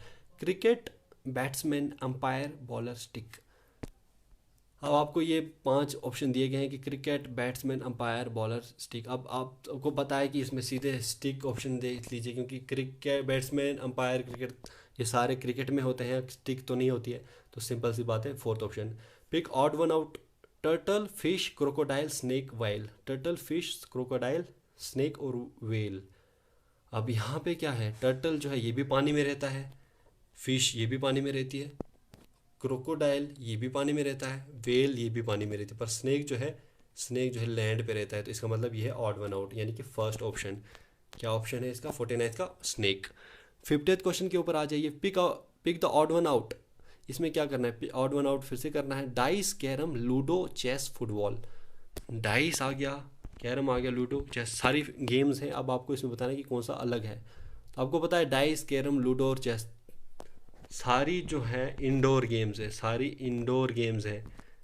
तो फुटबॉल जो है ये आउटडोर गेम है, तो फुटबॉल आ जाएगा यहाँ पर ऑड वन आउट, ठीक है। क्वेश्चन नंबर 51 की तरफ मूव करते हैं। क्वेश्चन नंबर 51 जो है हमारे पास, complete the following number series 15, 18, 24, 36, 60 and question mark. अब इस सीरीज़ को आपने कंप्लीट करना है। अब ये नंबर सीरीज़ के क्वेश्चन आ चुके हैं 15, 18, 24, 36 और 60। अब आपको पता है कि 15 से क्या हो रहा है, 15 क्या क्या आपके पास दिया है, 15 से 18, 18 से 24, सॉरी 1 सेकेंड यहाँ पे लिख लेते हैं। आपके पास 15 है, आपके पास 18 है, आपके पास 24 है, ठीक है, आपके पास 36 है, ठीक है। यहाँ से आप अब ये इतनों को ले लेते हैं पहले। अब यहाँ पे नंबर सीरीज देख लेते हैं, उसके बाद 60 भी है और उसके बाद क्वेश्चन वो हम बाद में देख लेंगे, पहले इसमें देख लेते हैं। 15 और 18 में क्या हो रहा है, +3 हो रहा है। 18 से 24 में क्या हो रहा है, +6 हो रहा है। और 24 से 36 में क्या हो रहा है, +12 हो रहा है। मतलब ये डबल हो रहा है, 3 6 12, यानी डबल इसमें ऐड हो रहा है। 15 से 18 में 3 हुआ, 18 से 24 में 6 हुआ, 24 से 36 में 12 हुआ, और 36 से क्या गया, 36 से गया ये 60 में। तो 12 का डबल क्या है, 24 इसमें ऐड हुआ तो 60 बन गया। तो उसके बाद 60 में क्या ऐड होगा, 24 का डबल। 24 का डबल क्या है, 60 में क्या ऐड होगा, 60 में ऐड होगा 24 का डबल, यानी कि 24 इंटू 2, 60 + 48, वो क्या बन जाएगा, 108। 108 किस ऑप्शन में है, फर्स्ट ऑप्शन में है, आंसर आ गया, ठीक है। 51 का 1। 52 क्वेश्चन क्या है, what will come in place of a question mark. यहाँ पे भी नंबर सीरीज का क्वेश्चन है, इसमें क्वेश्चन मार्क की जगह आपको बताना कि कौन सा जो है नंबर आएगा ऑप्शंस में से, ठीक है। तो अब इसमें क्या दिया गया है, इसमें आपको बताया गया है 1680, 1168, 1119, 903 क्वेश्चन मार्क 814। अब आपको पता है कि 1680 और 1168 का जो डिफरेंस होता है वो होता है 512, और 1168 और 1119 का डिफरेंस होता है, इसमें माइनस करके माइनस हुआ है ना, इसमें -49, इसमें -512 हुआ है, तो तब 1168 हुआ आया है। वैसे 1168 में 1119 कब आया, जब 49 को जो है इसमें इन्होंने डिफरेंस किया है। वैसे 903 जो है क्या, 1119 में से 903 को जो है उसमें क्या माइनस किया, इन्होंने माइनस किया 216 को। तो इसका क्या आया, अब इसमें जो है क्यूब का ऑप्शन चल रहा है, इसमें 512 का जो है किसका क्यूब है, 8 का क्यूब है। 49 जो है स्क्वायर है, 49 यहाँ पे स्क्वायर है, 7 का स्क्वायर है। 8 का क्यूब 7 का स्क्वायर, यहाँ पे 216 जो है 6 का क्यूब है। तो इस प्रकार से चल रहा है 8 7 6, और यहाँ पे 125 इसका आ गया आखिर में। यहाँ मतलब यहाँ पे क्या होना चाहिए फिर, यहाँ पे तो अगर 8 का क्यूब फिर 7 का स्क्वायर और फिर 6 का क्यूब है चल रहा है, तो यहाँ पे होना चाहिए 5 का स्क्वायर। तो 5 का स्क्वायर माइनस होना चाहिए, यानी कि 903 में से 5 का स्क्वायर माइनस होना चाहिए, यानी कि 125 माइनस होना चाहिए। जब 125 माइनस होना चाहिए तो 903 में से 125 माइनस करेंगे तो 878 आ जाएगा, थर्ड ऑप्शन आंसर, ठीक है। इस प्रकार से आप इस क्वेश्चन को कर लीजिए। अब हम क्वेश्चन नंबर 53 की तरफ मूव करते हैं। Find out the number which will come in place of question mark. Question mark की जगह कौन सा नंबर आएगा, 110, 55, 55, 110, क्वेश्चन मार्क 350, 3520। अब इसमें आपने भी पैटर्न देख लेना है। इसमें क्या है, 110 है, उसके बाद क्या हुआ 55 हुआ, उसके बाद फिर से 55 हुआ, उसके बाद क्या हुआ 110 हुआ, ठीक है। अब 110 से 55 कब होगा, जब 0.5 से हम इसको मल्टीप्लाई करेंगे, सॉरी जब इसको हम 0.5 से मल्टीप्लाई करेंगे, ओके। 55 से 55 कब होगा, जब 1 से करेंगे मल्टीप्लाई, और 55 से 110 क्या होगा, जब 2 से मल्टीप्लाई करेंगे। यानी कि ये डबल से मल्टीप्लाई हो रहा है, पहले 0.5 से हो रहा था, फिर 1 से, फिर 2 से, फिर अब आगे 110 जो है किससे मल्टीप्लाई होगा, 110 जो है 2 के डबल से, 110 का जो है 110 किससे डबल होगा, 2 के डबल से मल्टीप्लाई होगा, यानी 2 का डबल क्या है 4। तो इसका आंसर क्या आएगा, 4 1 11 4 44, यानी कि 440, यानी कि फोर्थ ऑप्शन आंसर। तो 53 का भी आपके पास आ गया आंसर। आप 54 और 56 जो डायरेक्शंस दी हैं उस पर मूव करते हैं। 2 statements are given in the question followed by 2 conclusions. अब यहाँ पे 2 स्टेटमेंट्स दी गई हैं, उसके बाद 2 कंक्लूजन्स दी गए हैं। Read the conclusions and tell either one or both or none is correct. अब ये साइलोगिज्म के क्वेश्चन आ गए हैं आपके पास, और आपने बताना है कि जो स्टेटमेंट्स दी गई हैं उसके आधार पे जो कंक्लूजन्स हैं वो सही हैं या नहीं है। और आपने ये बताना है कि दोनों ऑप्शन गलत हैं, या पहला जो कंक्लूजन है वो गलत है, या कोई भी गलत नहीं है, या दोनों सही है। इस प्रकार से आपने आंसर दे देना, आपके पास ऑप्शन दिए गए हैं। तो ठीक है, 54th क्वेश्चन का स्टेटमेंट क्या दिया है, पहला स्टेटमेंट। अब यहाँ पे क्या होता है, जब भी साइलोगिज्म का क्वेश्चन आता है आपने क्या करना होता है, वेन डायग्राम बनानी होती है। तो ठीक है, इसमें आपको क्या दिया है, आपको बताया गया है कि ऑल मैन और गर्ल्स। अब यहाँ पे वेन डायग्राम बनाओगे, यहाँ पे इसको मैन से रिप्रेजेंट करोगे, ऑल मैन और गर्ल्स, गर्ल्स के अंदर सभी मेंस आ गए। अब ये मैन है M, या आगे गर्ल्स G, और उसके बाद अपने सेकंड स्टेटमेंट में क्या दिया गया है कि सम गर्ल्स आर स्टूडेंट्स। अब कुछ ये जो G है, सम गर्ल्स जो हैं स्टूडेंट्स भी हैं। तो ये हमारे वेन डायग्राम आ गई। तो इस वेन डायग्राम के आधार पे हमने कंक्लूजन्स का जवाब देना है, ठीक है। तो अब आपने देखना है पहला कंक्लूजन ठीक है, दोनों ठीक है, या पहला या दूसरे में से कोई एक ठीक है, ठीक है। पहला जो कंक्लूजन है उसमें क्या बताया गया है कि ऑल गर्ल्स आर मैन। अब इसमें बताया गया है कि सभी गर्ल्स जो हैं वो मैन हैं, ठीक है। तो आपने इसके आधार पे जो है आपने देख लेना है कि क्या है, सभी गर्ल्स जो है मैन है या नहीं है। अगर यहाँ पे पॉसिबिलिटी दी होती, अब क्योंकि मैन जो है सभी मैन गर्ल्स हैं, सभी मैन गर्ल्स हैं, और अब आपको बताया कि ऑल गर्ल्स मैन्स हो सकती हैं या नहीं, ऑल मैन गर्ल्स हो सकती हैं या नहीं, ऑल मैन और गर्ल्स ये तो है ही। अब यहाँ पे ऑल गर्ल्स, यहाँ पे आपको ये कंक्लूजन बताना है कि ऑल गर्ल्स और मैन है या नहीं है। अब आपको अगर यहाँ पे पॉसिबिलिटी दिया होता, पॉसिबिलिटी दिया होता तब ये सही होता, पर यहाँ पे कोई पॉसिबिलिटी नहीं दी है, तो पहला कंक्लूजन गलत है। तो दूसरा कंक्लूजन क्या दिया है, पहला कंक्लूजन जब गलत है, दूसरा कंक्लूजन में दिया है some girls are not students, कुछ गर्ल्स।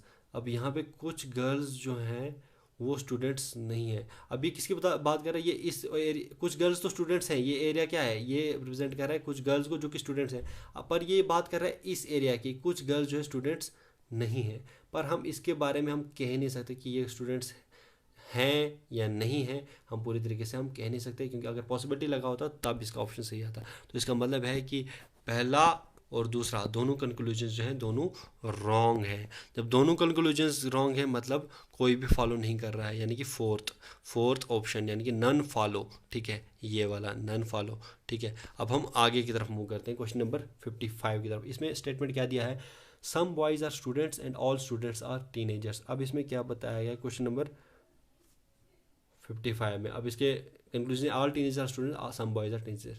अब यहाँ पे आपको भी जो है वेन डायग्राम बनानी है इस साइलोगिज्म के क्वेश्चन में।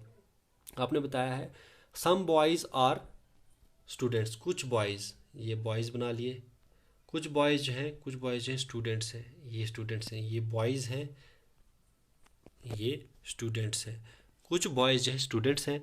और यहाँ पे क्या बता रहा है कि ऑल स्टूडेंट्स आर टीनेजर्स, और सारे स्टूडेंट्स, ये जो सारे स्टूडेंट्स हैं ये टीनेजर्स हैं, ये वाला क्या है टीनेजर्स।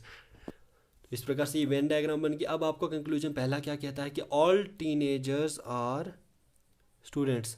अब बता रहा है कि ये वाले जो है पूरा और ये वाला पूरा, जो ऑल टीनेजर्स जो हैं वो स्टूडेंट्स हैं। अब हो भी सकते हैं, मगर इसमें अगर पॉसिबिलिटी लगा होता, POSIBILITY, पॉसिबिलिटी लगा होता, तब हम कह सकते हैं कि पॉसिबिलिटी ये है कि ये सारे जो ये वाला ऑप्शन जो है, ये जो है सारे टीनेजर्स जो हैं स्टूडेंट्स हैं। अगर पॉसिबिलिटी लगा होता तब ये सही होता, पर पहला ऑप्शन गलत है क्योंकि यहाँ पे पॉसिबिलिटी नहीं है। तो दूसरा क्या है, दूसरा दिया है सम बॉयज़ आर टीनेजर्स, कुछ बॉयज़, कुछ ये बॉयज़ जो हैं, कुछ बॉयज़ जो हैं टीनेजर्स हैं, यहाँ पे कुछ बॉयज़ और कुछ टीनेजर्स हैं। तो हमें पता है कि जो है ये वाला जो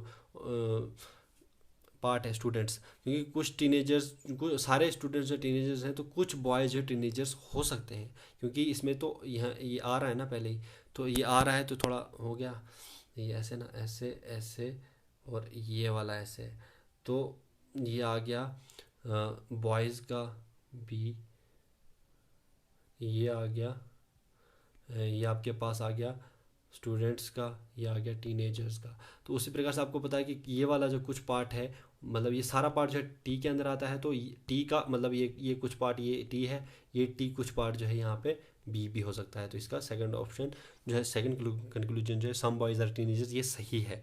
तो सेकंड कंक्लूजन से ही पहला कंक्लूजन गलत है। तो मतलब इसका क्या कह रहा है कि सिर्फ ओनली 2 फॉलोज, यानी कि सेकंड ऑप्शन सही है। क्वेश्चन नंबर 56 क्या कहता है, इसमें स्टेटमेंट दी है नो फ्लावर इज़ मैंगो, कोई भी फ्लावर मैंगो नहीं है, और नो मैंगो इज़ चेरी, यानी कि तीनों फ्लावर अलग है, मैंगो अलग है और चेरी अलग है। कोई भी फ्लावर मैंगो नहीं है और कोई भी मैंगो चेरी भी नहीं है। अब यहाँ पे क्या बताया है कि नो, यहाँ पे हम अपने जो पहला कंक्लूजन क्या दिया है, no flower is cherry, no flower is cherry. तो पहला कंक्लूजन जो है 56 का जो है, नो फ्लावर इज चेरी। अब हमें चेरी और फ्लावर का कोई रिलेशन दिया ही नहीं है। जब किसी दो जो चीज़ें, दो एलिमेंट्स का कोई रिलेशन नहीं दिया है तो उसमें हम कोई कंक्लूजन लगा ही नहीं सकते। तो पहला कंक्लूजन जो है बिल्कुल गलत होगा। अगर जब तक ना इनके बीच कुछ ऑप्शन हो, इनके बीच कुछ कोई रिलेशन हो, तब तक हम इनको सही नहीं कह सकते थे। ठीक है, इनको हम इनके बीच में हम कोई रिलेशन नहीं निकाल सकते, इसका कंक्लूजन को हम सही नहीं कह सकते। ठीक है, तो सेकंड कंक्लूजन क्या है? सेकंड कंक्लूजन है सम चेरीज आर मैंगोज। कुछ चेरीज मैंगोज है, नहीं है ना। पहले बताया, फैक्ट बताया हुआ है कि कोई भी मैंगो चेरी नहीं है, तो कोई भी चेरी भी मैंगो नहीं होगी। तो जो है सम चेरीज आर मैंगोज, ये गलत है। यहाँ पे दोनों जो है कंक्लूजन्स जो है रॉन्ग है, दोनों रॉन्ग है, यानी कि कोई भी फॉलो नहीं कर रहा है, यानी कि थर्ड ऑप्शन सही है 56 का। तो चलिए 57th क्वेश्चन की तरफ हम मूव करते हैं। In a certain language Ramesh is written as HSEMAR, then how will create be written in that language. अगर किसी लैंग्वेज में आपको रमेश जो है रिटन है इस प्रकार से, तो आपको क्रिएट किस प्रकार से रखोगे? आप देख रहे हैं REMESH जो है, इसको उल्टा करके देखिए, इस इधर से देखिए, ये जो है इसको इस पॉइंट से देखिए, तो ये इसका रमेश का ये उल्टा है। तो ये उल्टा है, तो मतलब क्रिएट का उल्टा जो होगा वो इस लैंग्वेज में देखा जाएगा। क्रिएट का उल्टा क्या है? क्रिएट का उल्टा है ई के बाद क्या आता है क्रिएट में? सॉरी, क्रिएट का उल्टा है ETAERC। तो क्रिएट का उल्टा क्या है? ETAERC, यानी कि थर्ड ऑप्शन आंसर। ठीक है, इसी प्रकार से आप क्वेश्चन नंबर 53 की तरफ 58 की तरफ मूव कर लीजिए। 58th क्वेश्चन में क्या दिया है? If in coded language fresh is written as EQDRG, then how will blend will be written in that code.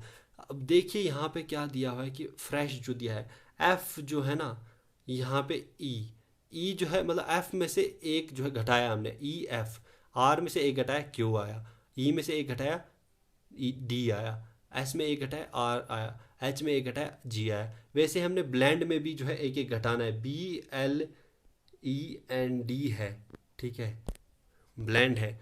अब ब्लेंड में भी हमने एक एक घटा लेना है। B को एक घटा के लिखना है यानी कि A, L को एक घटा के लिखना है जे K, वैसे E को एक घटा के लिखना है D, N को एक घटा के लिखना है M, और D को एक घटा के लिखना है C। तो ये आ गया, तो AKDMC आ गया फर्स्ट ऑप्शन आंसर। ठीक है, 59th क्वेश्चन की तरफ हम मूव करते हैं। 59th क्वेश्चन जो है हमारे पास क्या दिया हुआ है? 59th क्वेश्चन में हमारे पाज दिया हुआ है if B is equal to 2 and bag is equal to 10 then box is equal to what. अब हमारे पास क्या दिया हुआ है कि B जो है 2 के बराबर है। अब हमारे पास क्या दिया है? B हमारे पास दिया है 2 के बराबर, और बैग दिया है हमारे पास B हमारे पास दिया है 2 के बराबर, और B A और G दिया हुआ है हमारे पास 10 के बराबर। मतलब B क्या है? सेकंड लेटर है ना, A के बाद B आता है, दूसरे नंबर पे आता है, इसका 2 है। BAG, अब तीनों का प्लस करके, मतलब तीनों का प्लस करके 10 आ रहा है। तो यहाँ पे क्या होगा? बैग 10 कैसे आएगा? 10 आएगा कैसे?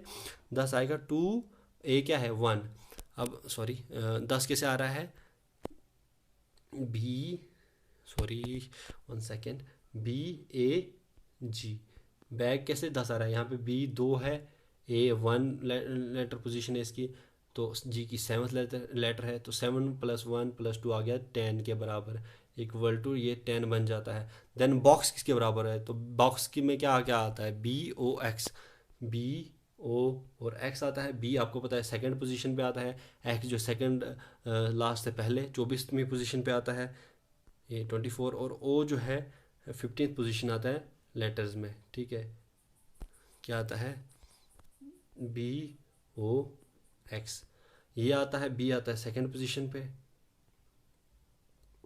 ठीक है, O आता है 15th पोजीशन पे, और X आता है 24th पोजीशन, और तीनों को हमने प्लस करना है। 24 × 15 + 2 आ जाता है हमारे पास 41 के बराबर। 41 के बराबर आ जाते हैं, मतलब थर्ड ऑप्शन सही है। थर्ड ऑप्शन सही है। और यहाँ पर इसी प्रकार से हम आखिरी क्वेश्चन पर पहुँच चुके हैं, क्वेश्चन नंबर 60। यहाँ पर ये वाला क्वेश्चन जो है बिल्कुल सिंपल क्वेश्चन है, फिगर सीरीज कंप्लीशन का ये क्वेश्चन है। यहाँ पे आपको पता है, यहाँ पे 4 आपको डायग्राम्स दी गई हैं।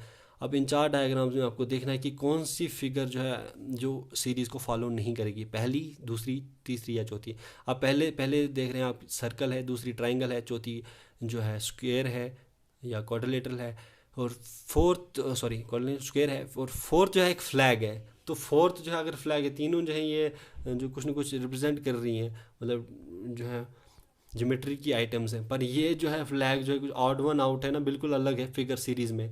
तो ये जो है इसका ऑप्शन जो है इसका आएगा फोर्थ, यानी कि 4 ऑप्शन आंसर। ठीक है, तो ये हमारे 3 सेक्शंस इसी के साथ कंप्लीट होते हैं। हमने इंग्लिश लैंग्वेज भी कर लिया, हमने रीजनिंग एबिलिटी भी कर ली, और हमने क्वांटिटेटिव एप्टीट्यूड भी कर लिया है। तो इसी प्रकार से आप बने रहिए। अब हम करेंगे आखिरी सेक्शन, यानी कि जनरल अवेयरनेस। ठीक है, जनरल अवेयरनेस के ऊपर। तो चलिए हम जनरल अवेयरनेस शुरू करते हैं। तो दोस्तों अब हमने करना है जनरल अवेयरनेस, यानी कि फोर्थ जो सेक्शन है जनरल अवेयरनेस जो है क्लास फोर्थ एग्ज़ाम के लिए। तो इससे पहले जो है हम आखिरी सेक्शन शुरू करें, आप इस चैनल को सब्सक्राइब कर दो। अगर वीडियो पसंद आई हो तो इसको लाइक कर दो और शेयर कर दो। जो जो बंदे जो हैं क्लास फोर्थ एग्ज़ाम के लिए प्रिपेयर कर रहे हैं उनमें ये वीडियो जो है फैला दो। और ये जो क्वेश्चन पेपर है यही इसी प्रकार का क्वेश्चन पेपर आपको आने वाला है। तो चलिए जनरल अवेयरनेस शुरू करते हैं। जनरल अवेयरनेस के 40 क्वेश्चन हैं और 40 मार्क्स के आएंगे ये। ठीक है, तो चलिए फर्स्ट क्वेश्चन से शुरू करते हैं। Which country launches the world's first fully flashed 5G mobile networks? India, Japan, South Korea, China. तो इसका जवाब दे दीजिए, आप लिख लीजिए कॉपी में। तो इसका सही जवाब है सी। ठीक है, फर्स्ट क्वेश्चन का आ गया सी। सेकंड क्वेश्चन की तरफ मूव करते हैं। What is the current account deficit of India in the third quarter of the year 2019? ए है 2.1% of GDP, 2.3% of GDP, 2.5% of GDP, 2.9% of GDP. आपके करंट अफेयर्स का क्वेश्चन है, तो इसको जल्दी से कर दीजिए।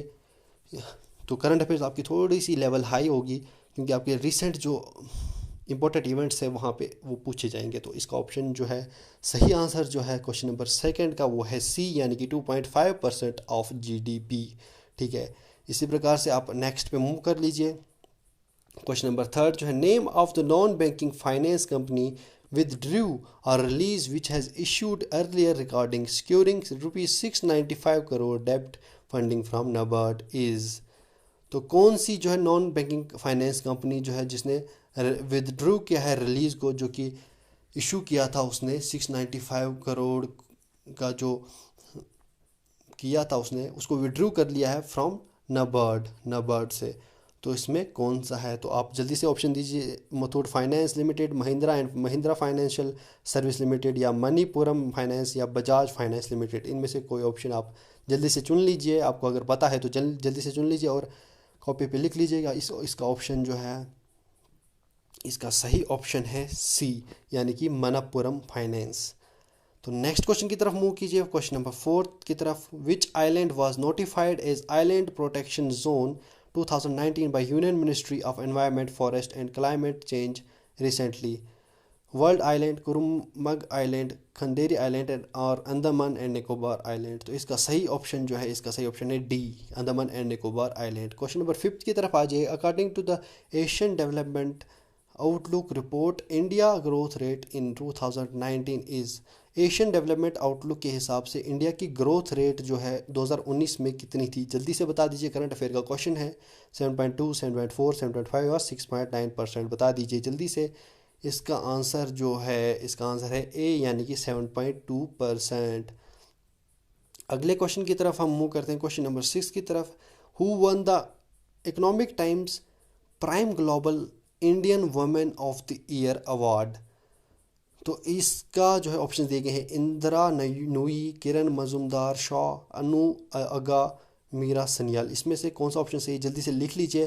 तो मैं आपको इसका आंसर बता देता हूँ। इसका आंसर है 6 का ए, यानी कि इंदिरा नूई। क्वेश्चन नंबर 7 की तरफ हम मूव करते हैं। What is the theme of the 13th edition of Earth Hour 2019? तो 2019 में जो अर्थ आवर हुआ उसकी थीम क्या थी? Connect to earth, save earth, nature calling you, या गिव बैक। इसकी जो थीम क्या थी अर्थ आवर की 2019 में, तो जल्दी से बता दीजिए क्या है इसका आंसर। तो इसका आंसर है ए, यानी कि कनेक्ट टू अर्थ। ठीक है, तो नेक्स्ट क्वेश्चन की तरफ मूव करते हैं हम। नेक्स्ट क्वेश्चन है हमारे पास question number 8।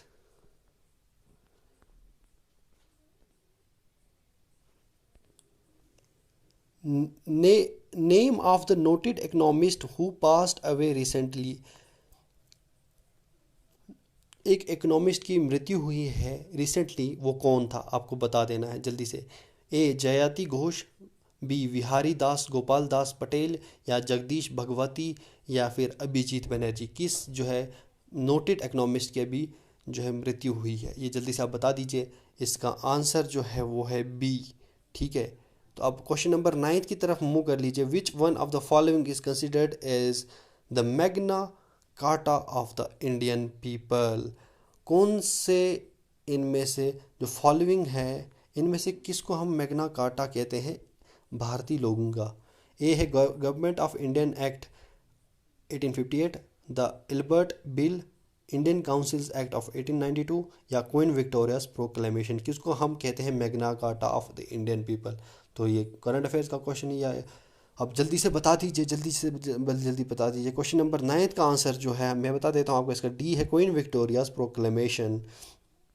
Question number 10, which of the following newspaper was started by Annie Besant. Annie Besant ने कौन सा क्वेश्चन पेपर जो क्वेश्चन कौन सा उसने न्यूज़पेपर स्टार्ट किया था? ठीक है, उसने कौन सा न्यूज़पेपर स्टार्ट किया? तो इसका ऑप्शन जो है डी है, यानी कि न्यू इंडिया। क्वेश्चन नंबर 11 की तरफ हम मूव करते हैं। Which one of the following leaders was not associated with extremist leadership of Indian national Congress. और कौन सा ऐसा लीडर था जो कि एक्सट्रीमिस्ट लीडरशिप जो थी इंडियन नेशनल कांग्रेस की उससे रिलेटेड नहीं था? लोकमान्य तिलक, अरबिंदो घोष, ए.ओ. ह्यूम, या लाला लाजपत राय। तो इसमें कौन सा सी ऑप्शन इसका सही है, यानी कि ए.ओ. ह्यूम। नेक्स्ट क्वेश्चन की तरफ हम मूव करते हैं, क्वेश्चन नंबर 12 की तरफ। Who among the following open the land between India and Europe. कौन से इस ऐसे पर्सन ने जो है लैंड जो है यूरोप और इंडिया के बीच में जो है ओपन कर दिया था? वो कौन था ऐसा? अरब्स थे, ग्रीक्स थे, अलेक्जेंडर था, या ईरानियन थे? तो इसका सही ऑप्शन है ए, यानी कि अलेक्जेंडर। क्वेश्चन नंबर 13 की तरफ हम चलते हैं। Which one of the following is the correct abbreviation of BC. BC की करेक्ट एब्रिविएशन क्या है? तो इसका सिंपलेस्ट आंसर है, आपको दे दीजिए, इसका आंसर है सी, यानी कि बिफोर क्राइस्ट। क्वेश्चन नंबर 14 जो है उसकी तरफ मूव करते हैं। When was the Gupta era begin. कब जो है गुप्ता एरा बिगिन हुआ था? तो ये हुआ था फ्रॉम 320 AD, यानी कि बी ऑप्शन सही है। क्वेश्चन नंबर 15 हमारे पास है। Which one of the following geographical term related with the piece of sub continental land that is surrounded by water. अब इनमें से कौन सा ऐसी जोग्राफिकल टर्म जो है वो जो कि रिलेटेड है सब कॉन्टिनेंटल लैंड के साथ, जो कि वाटर के साथ सराउंडेड होता है, पूरे वाटर के साथ सराउंडेड होता है? पेनिनसुला, गल्फ, स्ट्रेट और आइलैंड। तो इसका सही ऑप्शन हमारे पास है आइलैंड, जो कि चारों तरफ से वाटर से घिरा होता है। क्वेश्चन नंबर, ये ज्योग्राफी के क्वेश्चन अब हैं आ रहे हैं जनरल अवेयरनेस में। तो क्वेश्चन नंबर 16 जो है इसके ऊपर चले जाए। विच one of the following geographical term related with the body of a land surrounded by water on 3 sides. अब ये जो है कौन सी ऐसी जोग्राफिकल टर्म जो है हम यूज़ करते हैं जो कि ऐसी बॉडी जो कि 3 साइड से वाटर से सराउंडेड होती है और एक साइड से लैंड से? तो ये इसका जो है आप जल्दी से, ज्योग्राफी का सिंपल क्वेश्चन है ये, तो इस प्रकार के क्वेश्चन आप पाएंगे ज्योग्राफी के भी। तो इसका आंसर है पेनिनसुला। क्वेश्चन नंबर 17 की तरफ मूव कर दीजिए। Which one of the following is the world's largest peninsula. कौन सा जो है वर्ल्ड का सबसे बड़ा जो पेनिनसुला है? इंडिया, साउथ अफ्रीका, अरेबिया, या बोथ ए एंड बी? तो इसका सही ऑप्शन है हमारे पास Arabia, largest peninsula. Question number 18 के ऊपर मूव करते हैं। Which one of the following pass link the Srinagar to Leh. अब ये हमारी JNK की ज्योग्राफी आ गई यहाँ पे। ये भी क्वेश्चंस आपके पास आ सकते हैं JNK की ज्योग्राफी के, कि अब आपको यहाँ पे पूछा है कि लेह और श्रीनगर को कौन सा पास लिंक करता है, माना पास, रोहतास पास, नथुला पास या जूजिला पास। लेह है तो आई थिंक ये वाला जो डी वाला ऑप्शन ये सही होगा, जूजिला पास। ठीक है, क्वेश्चन नंबर 19 की तरफ हम मूव करते हैं। Which passes make way between Kailash and Mansarovar, कौन से पासिस जो है रास्ता बनाते हैं कैलाश और मानसरोवर के बीच में। तो इसका जो है माना पास, रोहतास पास, नथुला पास या बरालाचा पास, कौन सा पास है। तो इसका सही ऑप्शन है ए, यानी कि माना पास, जो कि कैलाश और मानसरोवर के बीच में रास्ता बनाता है। ठीक है, क्वेश्चन नंबर 20 की तरफ हम मूव करते हैं। क्वेश्चन नंबर 20 जो है हमारे पास स्क्रीन पे आ चुका है। विच of the following places receives highest rainfall in the world, सबसे ज़्यादा रेनफॉल पूरे वर्ल्ड में किस जगह पे होता है। सिलचर में, चेरापूंजी में, माउस साइनरम में या गुवाहाटी में। तो इसका आंसर जल्दी से लिख लीजिए। इसका सही आंसर है सी, यानी कि माउस साइनरम। ठीक है, क्वेश्चन नंबर 21 की तरफ हम मूव करते हैं। Jammu and Kashmir UT does not share the border with, किस स्टेट के साथ या किस देश के साथ जो है जम्मू कश्मीर यूटी का जो बॉर्डर है नहीं पड़ता है। हिमाचल प्रदेश, पंजाब, पाकिस्तान, चाइना। तो इसका सिंपल सा आंसर है डी, यानी कि चाइना। क्वेश्चन नंबर 22 की तरफ हम मूव करते हैं। First historian of Kashmir was, पहला हिस्टोरियन कौन था कश्मीर का, उसका नाम था कलहाना। ठीक है, आंसर ए। ठीक है, क्वेश्चन नंबर 23 की तरफ हम मूव करते हैं। क्वेश्चन नंबर 23 जो है हमारे पास दिया हुआ है। हब्बा खातून was a renowned princess of Ladakh, Kashmir, Jammu या नन ऑफ द अबव। अभी हमारे कल्चर के कुछ क्वेश्चंस आएंगे इसमें। तो हब्बा का खातून जो है कौन, कहाँ की रिनाउंड प्रिंसेस थी, लद्दाख की थी, कश्मीर की थी, जम्मू की थी या नन ऑफ द अबव। तो सिंपल सा इसका आंसर है यानी कि बी ऑप्शन, यानी कि कश्मीर। ठीक है, 24 जो क्वेश्चन हमारे पास स्क्रीन पे आ चुका है। Which national park is considered as the largest national park in the South Asia, South Asia में सबसे बड़ा नेशनल पार्क कौन सा है। हमारे JNK में ही है वो। डचिकाम नेशनल पार्क है या हेमिस नेशनल पार्क है या किश्तवाड़ नेशनल पार्क है या सिटी फॉरेस्ट नेशनल पार्क है। तो इसका सही ऑप्शन है बी, यानी कि हेमिस नेशनल पार्क। तो क्वेश्चन नंबर 25 हमारे पास आ चुका है। क्वेश्चन नंबर 25 जो है, in which year Jammu Kashmir cricket association came into existence, Jammu Kashmir cricket association कब एग्जिस्टेंस में आई थी। स्पोर्ट्स के क्वेश्चन भी पूछेंगे आपसे, तो ये भी आप पढ़ लीजिएगा अच्छे से। तो इसमें जो है जम्मू कश्मीर क्रिकेट एसोसिएशन जो है सबसे पहले जो है एग्जिस्टेंस में आई थी 1970 में, यानी कि सी ऑप्शन। शेर Kashmir stadium is located in, तो इसका सिंपल सा आंसर है श्रीनगर। क्वेश्चन नंबर 26 जो है हमारे पास आ गया है। Which place is known as golfing Mecca of India, golfing Mecca किस प्लेस को कहा जाता है। ये हमारे JNK में ये प्लेस है। सोनमर्ग है, गुलमर्ग है, श्रीनगर या करगिल। इन 4 ऑप्शंस में से कौन से प्लेस को हम गोल्फिंग मक्का कहते हैं इंडिया का। तो इसका सही ऑप्शन जो आप सब लोग लिख लीजिए पहले ही कॉपी पे। तो इसका सही ऑप्शन है बी, गुलमर्ग। क्वेश्चन नंबर 27 की तरफ मूव करते हैं। क्वेश्चन नंबर 27 हमारे पास है। Who won the ICC cricket world cup in 2019, 2019 में क्रिकेट वर्ल्ड कप किसने जीता था। इंग्लैंड ने जीता था। सुपर ओवर आपको याद ही होगा, न्यूजीलैंड बेचारा हार गया था। 28th क्वेश्चन जो है, Lionel Messi play for which club, आपको पता है लियोनेल मेसी किस क्लब के लिए प्ले करते हैं। इस प्रकार के क्वेश्चन आपको स्पोर्ट्स के मिलेंगे वहाँ पे।